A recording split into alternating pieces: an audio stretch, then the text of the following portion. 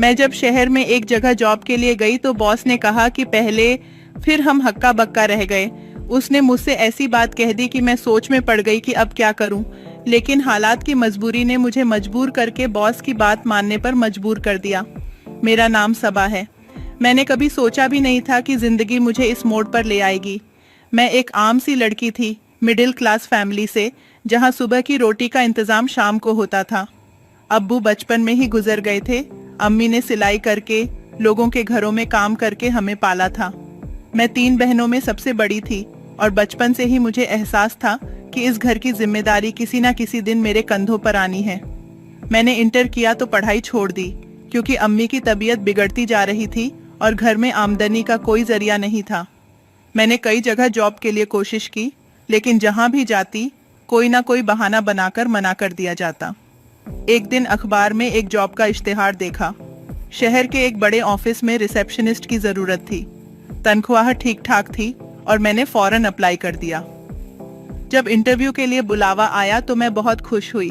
मैंने अपनी सबसे अच्छी सलवार कमीज पहनी, अम्मी ने दुपट्टा अच्छे से सेट किया और मुझे दुआओं के साथ रवाना किया। ऑफिस बहुत बड़ा और मॉडर्न था। मैं अंदर गई तो वहाँ एक स्मार्ट सा आदमी बैठा था। उसने मुझे ऊपर से नीचे तक देखा और फिर मुस्कुराया। उसने कहा, बैठिए मिस सबा। मैं बैठ गई और वो कुछ देर तक मेरी सीवी देखता रहा। फिर बोला, आपकी एजुकेशन थोड़ी कम है, लेकिन आप देखने में काफी अच्छी लग रही हैं। उसकी बात सुनकर मैं थोड़ा असहज हो गई। मैंने नजरें झुका ली। फिर उसने कहा, देखिए, इस जॉब के लिए कुछ एक्स्ट्रा चाहिए। काम तो सिंपल है, लेकिन आप जानती हैं ना, आजकल की दुनिया में बिना कुछ दिए कुछ नहीं मिलता। मैं हक्का बक्का रह गई। मैंने कहा, क्या मतलब? वो मुस्कुराया और बोला, मतलब ये कि अगर आप चाहें तो जॉब आपकी है, बस मुझे कुछ वक्त चाहिए आपके साथ। मेरा दिल धड़कने लगा। मेरी आंखों में आंसू थे, लेकिन मैंने उसे दिखाए नहीं। मैंने बहाना बनाकर उठने की कोशिश की, लेकिन उसने मेरा हाथ पकड़ लिया और बोला, फैसला सोच समझ कर करना। बाहर लाइन में बहुत सी लड़कियां खड़ी हैं, लेकिन मुझे तुम पसंद आई हो। मैं बाहर निकल आई, लेकिन पूरा रास्ता मेरी आंखें भीगी रहीं। घर पहुंची तो अम्मी की हालत देखकर दिल फट गया। दवाइयां खत्म हो चुकी थीं और बहनें भूखी थीं। मैंने सारी रात सोचा और अगली सुबह मैंने वो फैसला किया जो शायद किसी भी लड़की के लिए सबसे मुश्किल होता है। मैं वापस उस ऑफिस गई। वो मुझे देखकर मुस्कुराया और बोला, मुझे पता था तुम आओगी। उस दिन मेरी जिंदगी ने एक नया मोड़ लिया। मुझे नौकरी मिल गई, लेकिन बदले में मैंने अपने उसूलों का गला घोंट दिया। शुरुआत में सब बहुत अजीब लगता था, लेकिन कुछ वक्त बाद मैंने अपने आप को मजबूर कर लिया ये सब सहने के लिए। तनख्वाह मिलती रही, अम्मी का इलाज होता रहा, बहनें स्कूल जाती रहीं, लेकिन हर रात जब मैं आईने में खुद को देखती तो मुझे शर्म आती। मगर यही जिंदगी थी मेरी, एक समझौता, एक मजबूरी। एक दिन ऑफिस में एक नया लड़का आया, नाम था अहमद। वो बहुत शरीफ और सलीकेदार था। सबसे अलग बात ये थी कि वो मेरी तरफ वैसे नहीं देखता था जैसे बाकी लोग देखा करते थे। वो मुझसे इज्जत से बात करता था और कुछ ही दिनों में मेरी तन्हाई को समझने लगा। एक दिन उसने मुझे पूछा, सबा, तुम हमेशा इतनी खामोश क्यों रहती हो? तुम्हारी आंखों में एक अजीब सी उदासी है। मैंने मुस्कुराकर टाल दिया, लेकिन अंदर से मैं टूट रही थी। अहमद की मौजूदगी में मुझे पहली बार महसूस हुआ कि शायद मैं भी किसी की इज्जत बन सकती हूँ, किसी की मोहब्बत। लेकिन फिर एक दिन बॉस ने कुछ ऐसा कर दिया कि मैं फिर से 2 राहों में खड़ी हो गई। जब मैं अगली सुबह उस ऑफिस पहुंची तो दिल की धड़कन बहुत तेज थी। पिछली रात मैं पूरी नींद नहीं ले पाई थी। बार बार वही बातें जहन में घूमती रहीं जो उस बॉस ने मुझसे कही थीं। उसका लहजा, उसकी आंखों की सीरियसनेस और वो अजीब शर्त, सब कुछ किसी डरावने ख्वाब की तरह था। मगर मैं जानती थी कि अब पीछे हटने का कोई रास्ता नहीं था। मेरे पास ना कोई दूसरा ऑप्शन था, ना कोई जान पहचान, ना कोई और सहारा। घर में अम्मी सुबह सुबह उठकर मेरी चप्पलें साफ कर रही थीं और अब्बू की खांसी का शोर पूरे घर में गूंज रहा था। एक वक्त का खाना मुश्किल से पूरा होता था और बिजली का बिल इस बार भी कटने के करीब था। ऐसे हालात में मैं सिर्फ खुद के लिए नहीं, बल्कि पूरे घर के लिए ये नौकरी करना चाहती थी। और जब पहुंची तो रिसेप्शन पर वही लड़की बैठी थी जो कल भी थी, गुलाबी सूट में, बालों की पोनी बनाए हुए और चेहरे पर कोई इमोशन नहीं। उसने मुझे ऊपर देखने का इशारा किया। मैं कमरे के अंदर दाखिल हुई तो बॉस कुर्सी पर बैठा कंप्यूटर की स्क्रीन पर कुछ देख रहा था।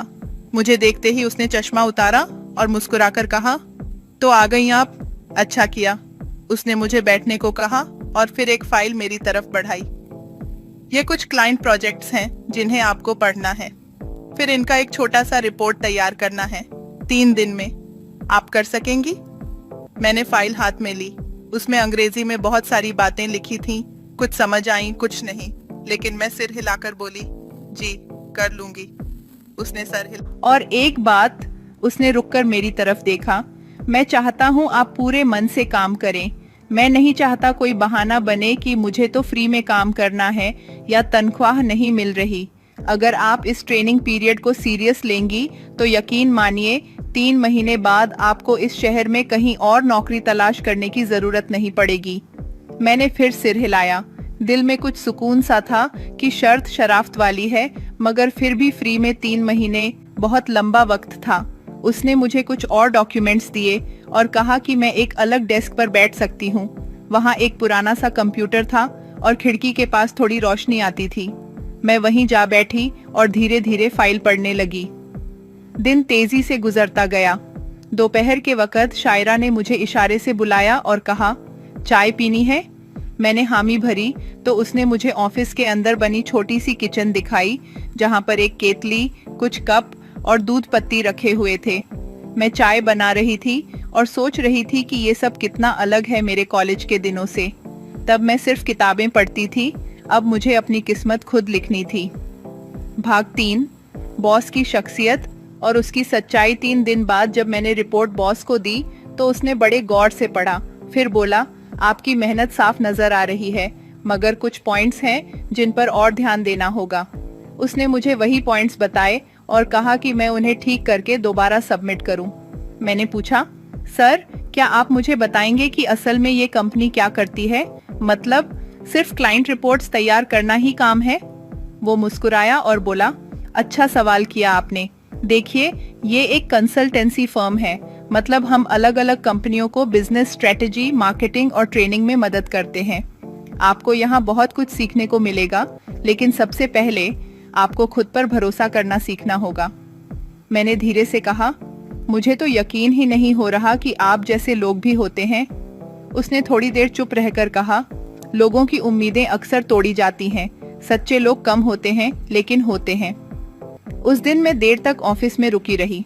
शायरा ने बताया कि बॉस खुद बहुत मुश्किल हालात से ऊपर आया है। उसके माता पिता नहीं रहे और उसने यतीम खाने से पढ़ाई करके इस कंपनी की नींव रखी थी। वो खुद हर नए स्टाफ को बिना तनख्वाह ट्रेनिंग देता है और फिर अगर वाकई काबिल हो तो उसे नौकरी देता है, पूरी इज्जत के साथ। भाग 4, घर की मुश्किलें और ऑफिस की राहत। घर लौटने पर अम्मी ने पूछा, कुछ मिला जॉब का? मैंने कहा, हाँ काम मिल गया है, मगर 3 महीने फ्री में काम करना होगा। अब्बू ने खामोशी से एक लंबी सांस ली और बोले, कुछ ना कुछ तो सीखोगी वहाँ, चलो अच्छा है। मैं अब हर रोज उस ऑफिस जाती थी, हर दिन कुछ नया सीखती, कभी एक्सेल, कभी ईमेल लिखना, कभी क्लाइंट कॉल अटेंड करना। शायरा धीरे धीरे मेरी दोस्त बनती जा रही थी। उसने मुझे बताया कि वो भी पहले फ्री ट्रेनिंग में थी, फिर बॉस ने उसे नौकरी दी। भाग 5, मेरी काबिलियत और बॉस का यकीन। एक दिन बॉस ने मुझे अचानक कहा, सबा आप एक क्लाइंट मीटिंग में मेरे साथ चलेंगी। मैं हैरान रह गई। मैं? हाँ आप। आपने जिस क्लाइंट की रिपोर्ट तैयार की थी वो आप ही बेहतर समझा सकती हैं। हम मीटिंग में पहुंचे। मैं बहुत नर्वस थी, मगर जैसे ही बात शुरू हुई मैंने महसूस किया कि मैं जो बोल रही हूँ उसका असर हो रहा है। क्लाइंट ने मुझे सराहा और कहा कि मेरी रिपोर्ट बहुत डिटेल्ड और प्रोफेशनल थी। वापस ऑफिस लौटकर बॉस ने मेरी तरफ देखा और मुस्कुराया। आपको इस जॉब के लिए खुद को साबित करने की जरूरत नहीं, आपने कर दिया।